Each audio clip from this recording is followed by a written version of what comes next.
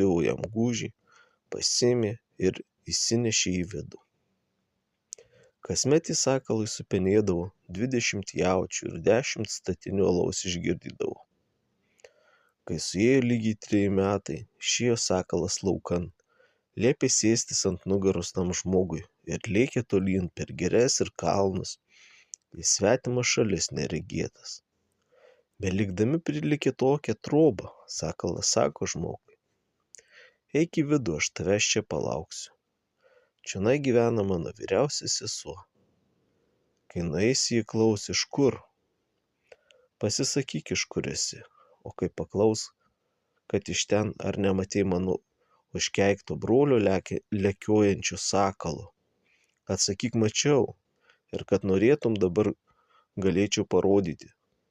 Tik už parodymą turėtum duoti šitą žiedą, kur ant piršto turi.